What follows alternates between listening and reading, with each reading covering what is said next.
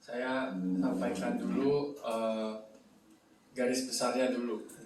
칼뱅주의 5대 교리의 핵심은 구원에 인간의 힘은 전혀 반영되지 않고 오직 하나님의 은혜로만 가능하다입니다. Inti dari 5 doktrin Calvinisme itu dengan kekuatan manusia itu tidak bisa, tapi dengan kekuatan Tuhan. 그러니까 이 사실만 기억하고 있으면은 칼뱅주의 5대 교리를 좀 더 수월하게 이해를 할 수 있습니다. Jadi kita bisa mengerti dengan 5 doktrin Calvinisme itu secara garis besar itu aja sih, kayak nggak ada yang bisa dilakukan dengan kehendak manusia, tapi dengan kehendak Tuhan gitu. 결론을 말씀드린 거니까 들으시다가 피곤하시면 조셔도 됩니다. Jadi itu kesimpulan dari pengajaran ini. Jadi kalau misalnya saudara udah ngantuk, nanti bisa tidur, nggak apa-apa, karena udah tahu kesimpulannya. 우리 세 번째, 아까 첫 번째로 그 전적 타락, 그리고 두 번째로 뭘 얘기했었죠? 네, 불가항력적 은혜를 얘기했고, 세 번째 제한 속죄에 대해 이야기를 하고 있습니다. Jadi tadi kan yang pertama itu kejatuhan total, yang kedua anugerah yang tak bisa ditolak, dan yang ketiga sekarang kita lihat tentang penebusan terbatas. 제한 속죄라는 말은 말 그대로 제한되어 있다는 겁니다. 사람이 제한되어 있다. 구원받을 사람이 제한되어 있다라는 말입니다. Jadi artinya di sini itu seperti artinya terbatas. Jadi yang diselamatkan itu, orang yang bisa diselamatkan itu terbatas jumlahnya. 이 말은 조금 이상하게 들릴 수도 있는데 하나님이 택한 백성만을 위해 죽으셨다라고 들릴 수 있기 때문에 Jadi ini mungkin bisa terdengar sedikit aneh, tapi artinya Tuhan itu mati demi umat pilihannya aja. 왜 사랑이 많으신 하나님이, 전능하신 하나님이 모든 사람을 위해 죽으시지 않고 특정 일부 사람만을 위해 죽으셨는가? 라는 질문이 되기 때문이죠. Jadi karena ini bisa menjadi pertanyaan, mengapa Tuhan yang pengasih dan maha kuasa itu mati untuk sekelompok orang aja, bukan seluruh umat manusia gitu. 이걸 이해하기 위해서는 우리가 이 교리가 나온 배경을 조금 이해를 해야 됩니다. Jadi untuk bisa paham dengan ini, kita harus melihat latar dari teks hari ini. 우리가 처음에 아르미니우스 주의에 저항하기 위해 나온 것이 바로 이 칼뱅주의 5대 교리다라고 이야기를 했었죠. Jadi kan tadi saya udah kasih tahu 5 doktrin Calvinisme itu muncul dari pertama yang klaim Arminianisme itu. 아르미니우스 주의에서는 이렇게 주장을 했어요. 예수 그리스도는 모든 사람과 각 사람을 위하여 죽으셨고 십자가의 죽음으로 모두를 위해 구속과 죄의 용서를 얻으셨다. Jadi kan klaim Arminianisme itu Yesus Kristus mati untuk semua orang dan untuk setiap orang, dan melalui kematiannya di kayu salib ia memperoleh penebusan dan pengampunan dosa bagi semua orang. 여기까지는 아무 문제가 없습니다. Di sini semua nggak ada masalah kan. 근데 그 다음에 뭐라고 했냐? 그러나 요한복음 3장 16절과 요한이서 2장 2절의 말씀처럼 믿는 자들을 제외하고는 그 어느 누구도 죄의 용서를 실제로 공유하지 못한다라고 주장했어요. Tapi kan ada lanjutannya bahwa namun seperti yang dikatakan dalam Yohanes 3:16 dan 2 Yohanes 2:2, tidak ada seorang pun yang benar-benar mendapatkan pengampunan dosa kecuali orang-orang yang beriman gitu. 얼핏 듣기에는 맞는 말 같은데 이 주장이 문제가 있습니다. Jadi kalau didengar sedikit saja ini bisa terdengar biasa aja, tapi sebenarnya ada yang menjadi permasalahan di sini. 이 주장은 뭐라고 말하는 거와 같냐면 예수님은 모두를 위해 죽으셨다. 그러니 이제 너희의 구원은 너희의 믿음에 달려있다 라는 말이에요. Jadi karena klaim ini terdengar seperti Yesus itu telah mati demi semua orang, dan sekarang ya semuanya itu semuanya itu tergantung kepada kepercayaan kalian masing-masing, seperti itu terdengarnya. 인간의 의지로 믿음을 이루어서 구원에 이르러야 한다라는 말이 되는 거죠.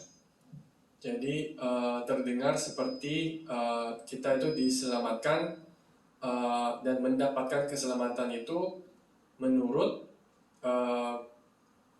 kehendak kita gitu loh, usaha kita gitu. 이들 말에 따르면 하나님은 우리에게 구원의 가능성만 열어준 셈이 되는 거예요. Jadi seakan-akan Tuhan itu hanya membukakan pintu kemungkinan keselamatan itu. Selanjutnya tergantung kepada kita gitu. 그저 하나님이 우리의 구원을 거두시는 분만 되는 거죠. Jadi seakan-akan seperti Tuhan itu hanya membukakan pintu aja kayak gitu. 그러니까 하나님이 구원하시는 게 아니고 하나님이 구원을 도와준다가 돼버리는 거예요. Seakan-akan Tuhan tidak menyelamatkan tapi membantu dalam keselamatan itu. 그럼 나머지 구원은 우리 인간이 이루어야 된다라는 거죠. 그러면 앞에서 이야기했던 전적 타락에 완전히 어긋나는 내용이죠. Seakan-akan Tuhan hanya membantu membukakan sarananya itu, tapi sisa penyelamatan itu harus dilakukan oleh usaha manusia. Kalau seperti itu kan doktrin yang pertama, yang kejatuhan total itu kan sama sekali tidak menjadi relevan gitu. 이런 배경 속에서 제한 속죄라는 교리가 다음 질문들에 답을 하기 위해 등장했습니다. Jadi tentang ini kita akan melihat yang namanya penebusan terbatas. 그 질문이 뭐냐? 그리스도는 누구를 위해 죽으셨는가? Jadi tentang penebusan terbatas ini ada pertanyaan yang muncul, untuk siapa Kristus itu mati? 그리스도는 누구를 위해 그 모든 일을 행하셨는가? Jadi untuk siapa Kristus itu telah melakukan semua pekerjaannya itu? 그리스도는 누구의 죄를 대속하셨는가? Dosa siapakah yang ditebus oleh Kristus? 라는 질문에 답하기 위한 교리입니다. Jadi ini adalah doktrin untuk menjawab ketiga pertanyaan barusan itu. 이 질문에는 두 가지 선택지가 있어요. Dan untuk pertanyaan itu ada dua macam pilihan. 첫 번째는 그리스도는 모든 사람을 위해 죽으셨다. Jadi yang pertama itu adalah bahwa Kristus itu mati untuk semua orang. 두 번째는 그리스도는 실제로 믿게 될 자들을 위해 죽으셨다. Dan yang kedua itu adalah bahwa Kristus itu mati bagi mereka yang percaya saja. 첫 번째 답부터 보면은 그리스도는 모든 사람을 위해 죽으셨다입니다. Jadi yang jawaban pertama itu kan Kristus itu mati untuk semua orang. 제한 속죄의 교리 안에서 보면 이것은 틀렸습니다. Jadi kalau dilihat dari doktrin penebusan terbatas, ini tidak benar. 왜냐? 그렇게 되면 그리스도의 죽음은 모든 사람을 구원으로 이끄는데 결정적인 요소가 아니게 되기 때문입니다. Karena kalau seperti itu, kematian Kristus tidak menjadi alasan untuk semua orang mendapatkan keselamatan itu. 그리스도는 구원의 문만 열어놓은 거고 우리가 들어가야 된다라는 의미가 되는 거예요. Seakan-akan artinya Kristus itu hanya membukakan pintu dan semua kita manusia itu dengan kehendak kita sendiri masuk ke dalam pintu tersebut. 그렇게 되면은 구원은 하나님이 주시는 게 아니고 내가 선택해서 받은 게 된 거예요. Kalau demikian kan artinya keselamatan itu bukan sesuatu yang Tuhan beri, tapi sesuatu yang kita pilih itu. 이 교리를 갖고 있는 게 카톨릭이죠. Jadi mungkin yang memegang doktrin ini adalah agama Katolik. 그래서 카톨릭이 팔았던 게 면죄부인 거죠. 죄를 사해주는 것을 팔았죠. Jadi Katolik kan pernah menjual penebusan dosa gitu. 하나님이 죄를 사해주시는 게 아니고 하나님은 문만 열었고 내가 죄 사함 받으러 가야 된다. 이렇게 주장한 거죠. Jadi mereka mengklaim bahwa penebusan itu bukan yang diberikan oleh Tuhan, tapi untuk penebusan itu Tuhan membukakan pintunya, tapi kita sendiri yang harus masuk ke sana gitu. 그래서 제한속죄 교리는 그리스도는 모든 사람을 위해 죽으셨다라는 말을 틀렸다라고 말했습니다. Makanya klaim bahwa Kristus telah mati demi semua orang itu salah. 그리고 뭐라고 이야기했냐? 그리스도는 실제로 믿게 될 자들을 위해 죽으셨다라고 이야기를 했습니다. Makanya mereka bilang itu salah, tapi yang benar itu adalah Kristus itu benar-benar mati bagi mereka yang percaya aja. 이게 훨씬 더 성경적이에요.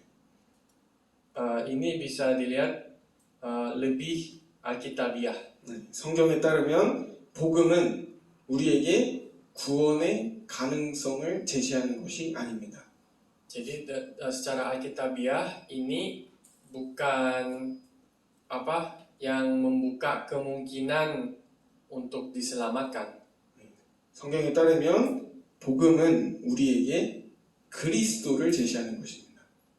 Jadi Injil itu bukan membukakan kemungkinan untuk keselamatan, tapi membukakan yang namanya Kristus. 그리스도를 제시했을 때, 그리스도가 제시될 때 그리스도를 신뢰하는 사람은 예외 없이 구원을 받는다. 이게 성경의 주장이죠. Jadi kita dibukakan jalan untuk bertemu dengan Kristus, dan barang siapa yang percaya dengan Kristus itu baru mendapatkan keselamatan gitu. 그래서 좀 더 정확히 말하면 그리스도의 죽음은 모든 사람에게 차별 없이 복음을 제시한다가 맞는 표현입니다. Jadi artinya secara gampang kematian Yesus itu adalah membuka kemungkinan Injil kepada semua orang, bukan langsung keselamatan. 그리고 이것은 구원의 가능성, 구원의 기회를 만든 게 아니라 구원의 은혜와 믿음의 선물을 포함해서 구원에 필요한 모든 것을 확보했다라는 의미입니다. Dan ini bukan kemungkinan untuk keselamatan, tapi kepastian untuk keselamatan.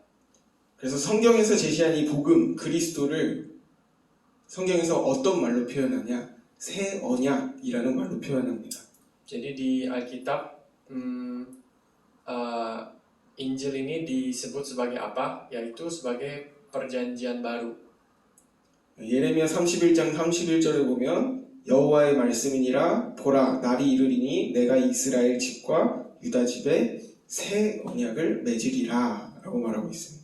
Kan di Yeremia 31:31 mengatakan bahwa lihatlah ini adalah perjanjian baru. 이렇게 구약에서 계속 제시되는 그 새 언약, 메시아 언약에 보면은 그 자리에 인간이 설 자리는 한 군데도 없습니다. Jadi di tempat perjanjian baru itu berdiri, kita bisa melihat tidak ada tempat untuk manusia itu berdiri di sana. 예레미야 32장 39절에서 41절에 보면은 이 하나님이 이루시는 구원에 대한 이야기를 하고 있는데 여기서 모든 주어는 다 하나님이에요. Jadi di Yeremia 32, 39 sampai 41 menceritakan tentang keselamatan Tuhan, dan di sana semua keselamatan yang Tuhan lakukan itu Tuhan lakukan sendiri, tidak ada kaitannya dengan usaha manusia.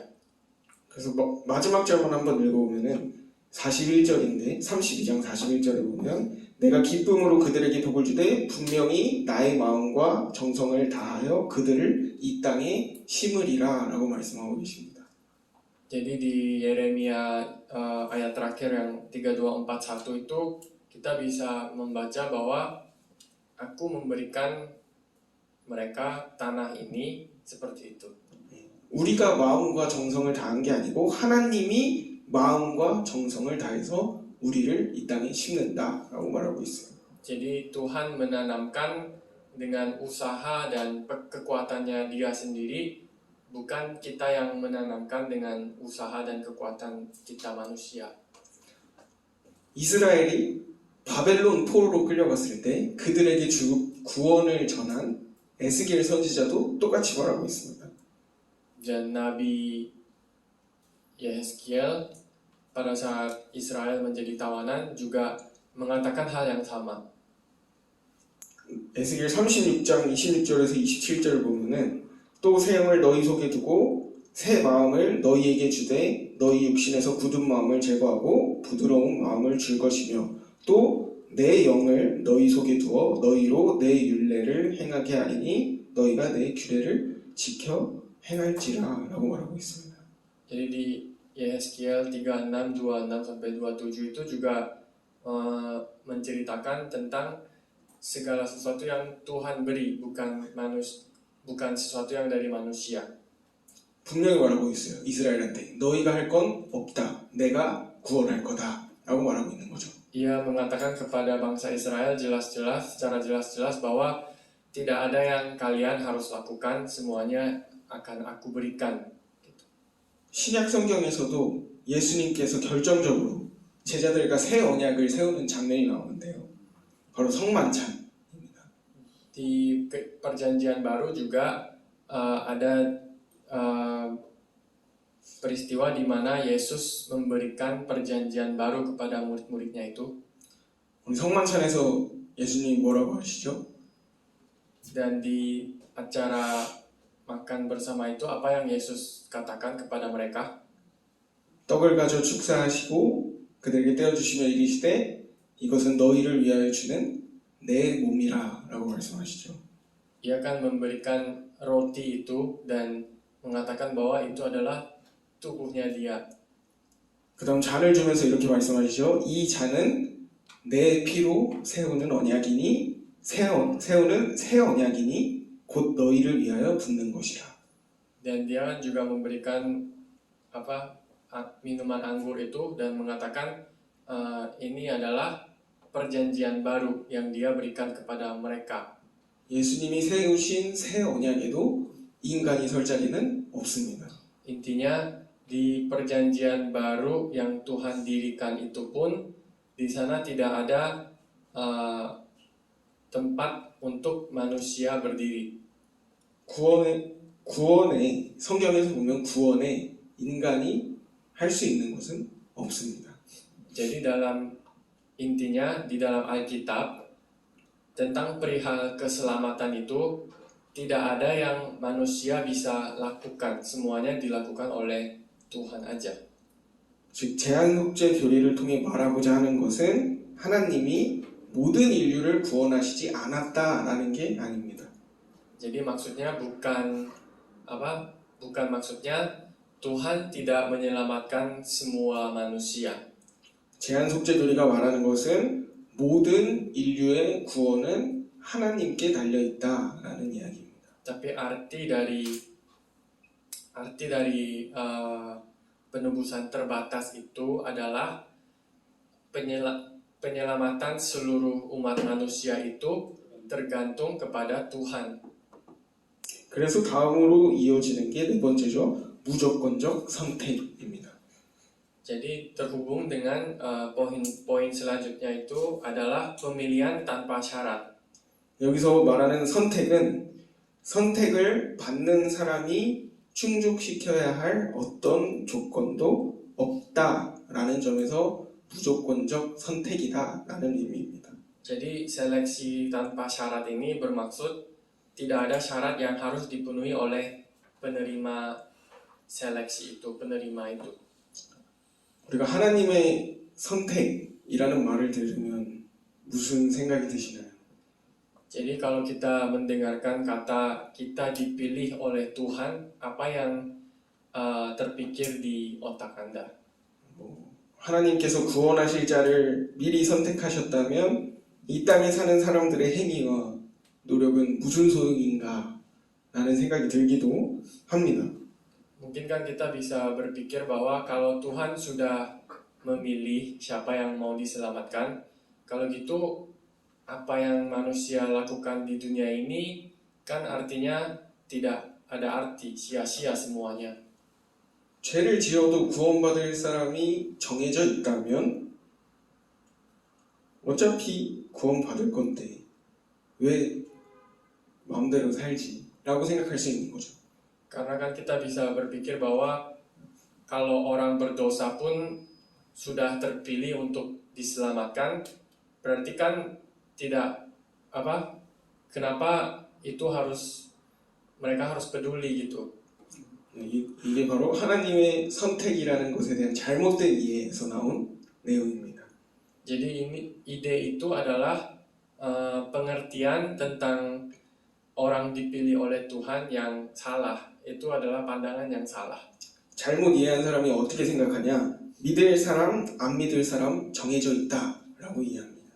Jadi orang yang salah mengerti itu mereka berpikir bahwa orang yang bakal percaya sama Yesus dan orang yang bakal tidak percaya sama Yesus itu semua sudah ditentukan gitu.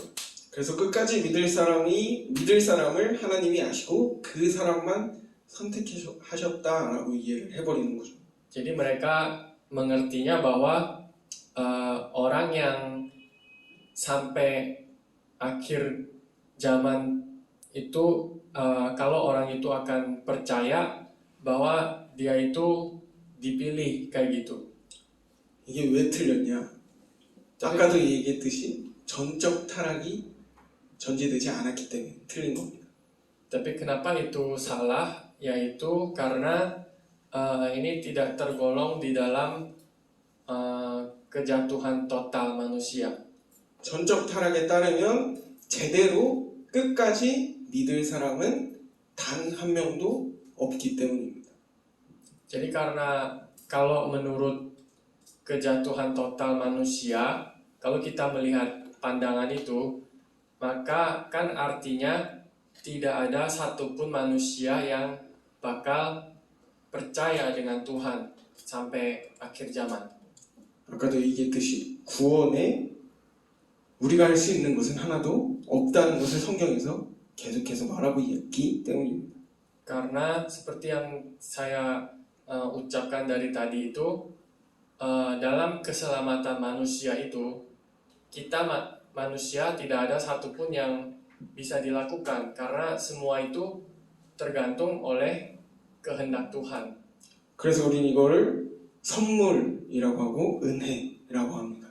Makanya kan itu kita sebut sebagai anugerah dari Tuhan dan hadiah dari Tuhan.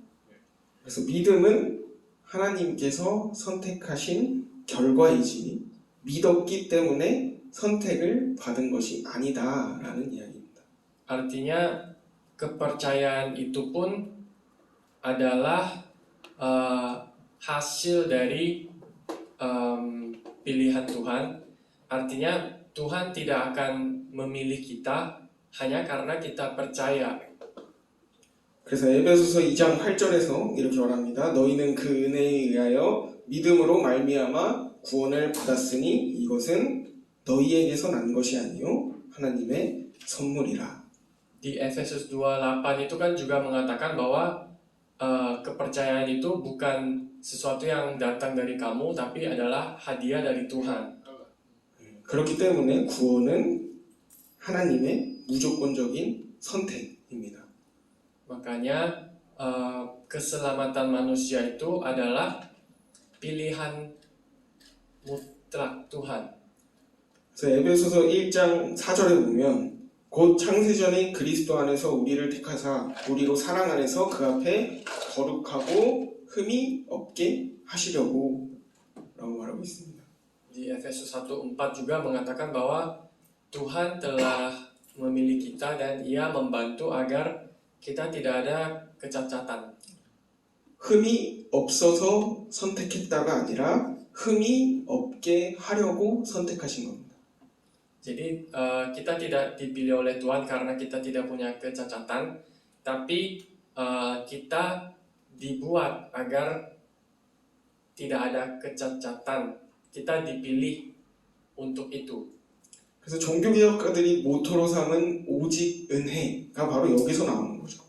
Makanya hanya anugerah yang disebut-sebut itu, istilah itu datangnya dari sini.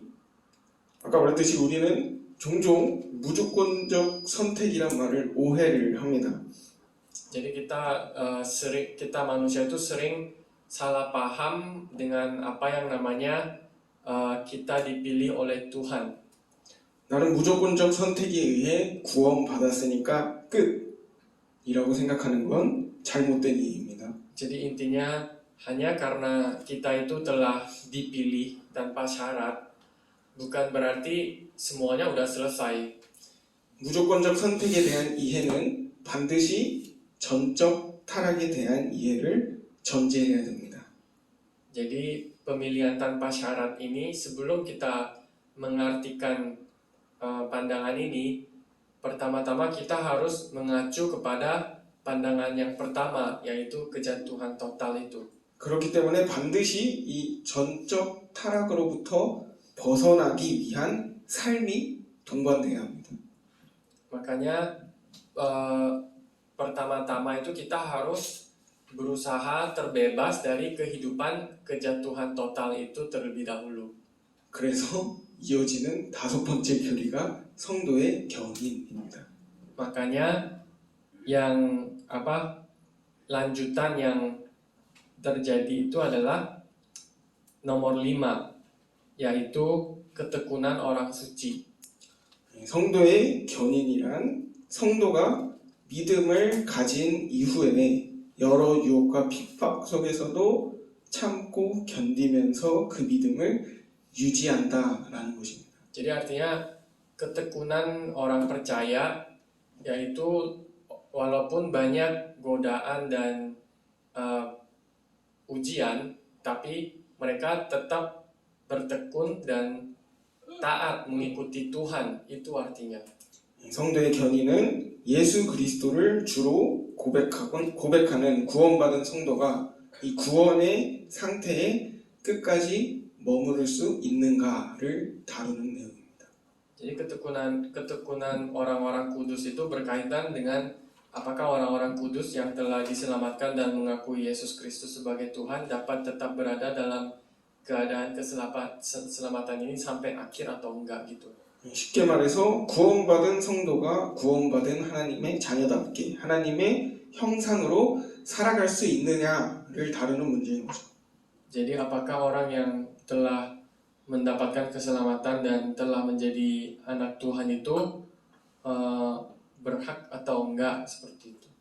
그래서 성도의 견인 교리는 가장 먼저 구원받은 신자의 상태를 설명해요. Jadi pertama-tama ketekunan orang kudus itu pertama-tama akan melihat keadaan rohani orang tersebut. 뭐라고 설명하냐? 죄의 몸과 육신에서 전적으로 구원하시지는 않는다라고 말합니다. Dikatakan tidak sepenuhnya menyelamatkan kita dari tubuh dosa dan daging. 이 무슨 의미냐? 구원받은 성도일지라도 매일 연약함으로 죄를 짓고 그들의 마음속에는 여전히 죄가 남아있다라는 의미입니다. Jadi artinya walaupun udah diselamatkan, mereka tetap jatuh ke dalam ujian dan tetap ada di tengah-tengah dosa seperti itu.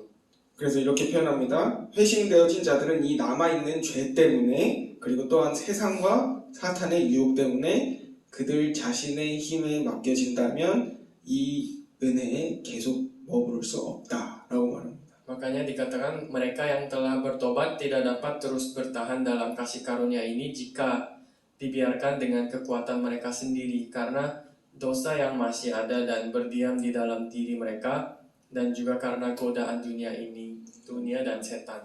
우리가 끔찍한 죄에 빠져들어갈 수 있을 뿐만 아니라 때때로 하나님의 공의로운 허락에 따라 실제로 죄에 빠져들어가기도 하는데 다윗과 베드로와 다른 성도들의 비통한 타락이 이것을 보여준다라고 이야기하고 있습니다. Karena bukan hanya kita bisa jatuh ke dalam dosa-dosa yang mengerikan, tapi kadang kita benar-benar jatuh ke dalam dosa dengan izin Allah yang adil seperti yang ditunjukkan oleh kejatuhan Daud, Petrus, dan orang-orang kudus lainnya yang memilukannya. 우리가 잘 아는 다윗이 유명한 죄를 하나 저질렀죠. Jadi kan Daud yang kita kenal itu pernah berdosa. 바세바라는 여인을 자기 여인으로 삼기 위해 그 남편을 죽여버립니다. Kan untuk mendapatkan Batseba itu, ia membunuh suaminya dia. 베드로는 예수님을 3번이나 부인하죠. Kalau Petrus kan pernah menyangkal Yesus 3 kali. 다윗과 베드로처럼 지금 우리가 살아가는 이 땅에도 이처럼 죄를 짓고 타락하는 모습을 보이는 성도는 너무 많습니다. Jadi tentu saja di zaman sekarang juga jemaat-jemaat yang percaya dengan Yesus tapi tetap berdosa seperti Daud dan Petrus itu kan pasti ada banyak. 당장 우리 자신만 봐도 말 못할 죄들이 하나씩은 갖고 있겠죠. Bahkan kalau kita melihat diri kita sendiri pun pasti kita mempunyai dosa-dosa yang kita tidak bisa sebutkan. 그렇다면 이러한 죄와 타락에도 불구하고 하나님의 은혜에서 완전히 떠나지 않는 이유가 무엇인지, 하나님의 자녀로 구원받은 성도로 살아갈 수 있는 이유가 무엇인지 말하는 것이 바로 성도의 견인입니다. Jadi walaupun kita ada di dalam dosa dan godaan seperti itu, kenapa kita masih bisa tetap ada di dalam anugerah Tuhan? Itu yang kita bicarakan di ketekunan orang kudus ini. 바세바를 취하고 남편 우리아를 죽인 다윗에게 선지자 나단이 나타납니다. Jadi kita kan bisa melihat ada Nabi Nathan yang muncul pada saat Daud membunuh suaminya Batseba itu. 그리고 다윗의 죄를 지적하고 하나님의 벌을 선포해요. 다윗에게. Dan dia itu menyalahkan dosanya Daud dan menyeru pengadilan dari Tuhan. 그래서 나단 선지자의 말을 들은 다윗이 깨끗하게 자신의 죄를 인정하고 회개합니다. Dan mendengar perkataan itu dari Nabi Nathan itu, Daud bertobat, mengakui kesalahannya dia dan memutuskan untuk bertobat dengan secara total. 예수님을 3번이나 부인한 베드로에게도 부활하신 예수님이 나타났을 때 베드로가 돌아서서 훌륭하게 하나님의 제자로 삶을 살아내죠. Jadi dan Petrus juga yang udah menyangkal Yesus 3 kali, akhirnya kan Yesus bangkit dan benar-benar muncul di hadapan dia. Dan setelah itu Petrus kan bisa menjadi murid yang luar biasa kepada Yesus.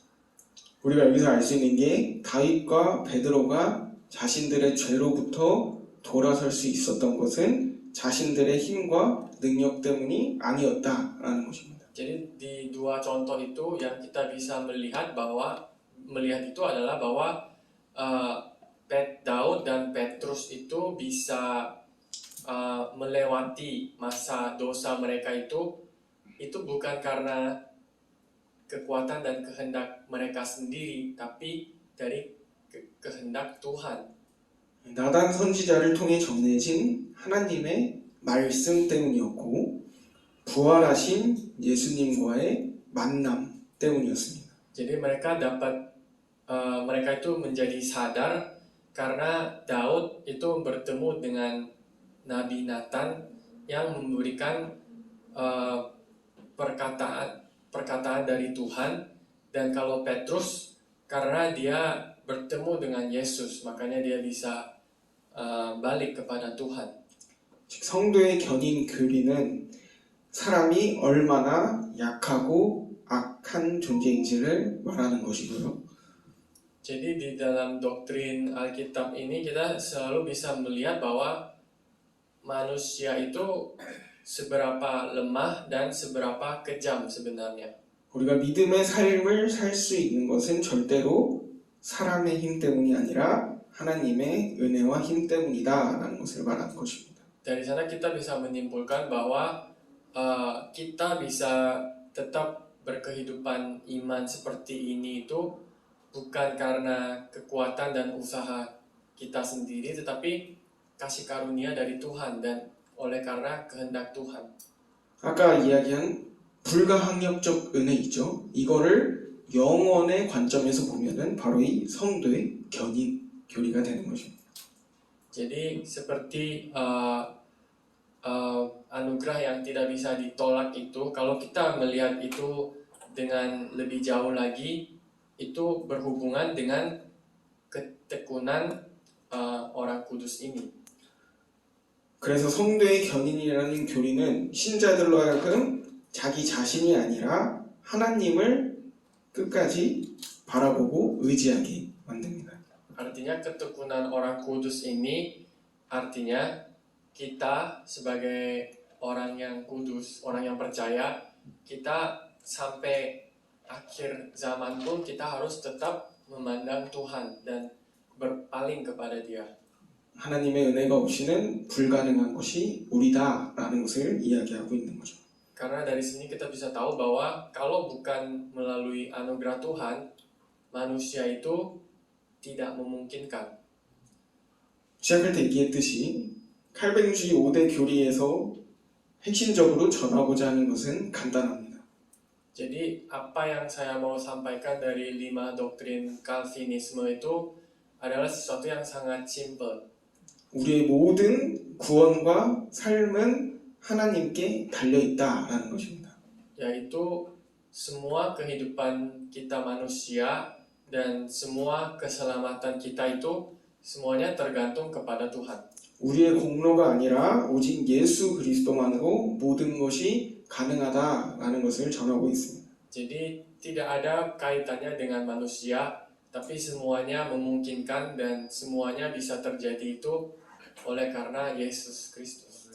이것이 바로 우리가 지금 믿고 따르는 기독교, 개신교, 개혁신학, 종교개혁 이후의 신학의 기초입니다.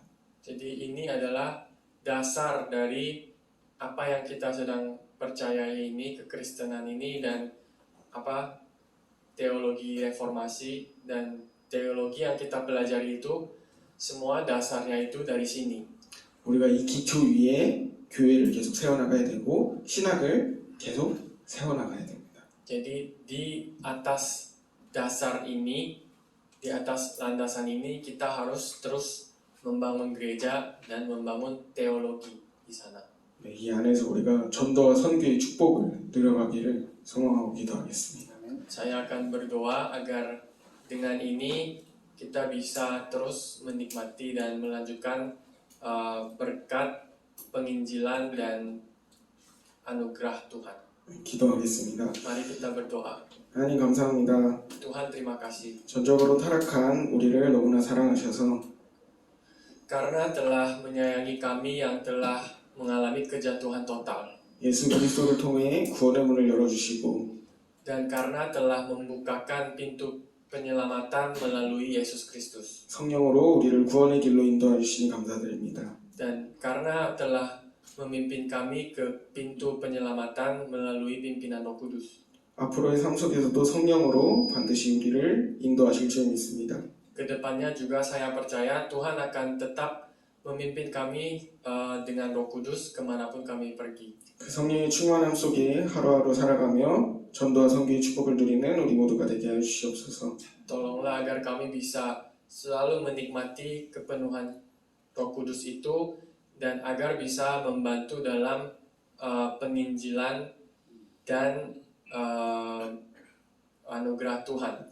반드시 그렇게 하실 줄 믿사오며 예수 그리스도 이름으로 기도드립니다. Saya percaya Tuhan pasti akan menggenapi itu, dan di dalam nama Yesus Kristus saya berdoa. 아멘.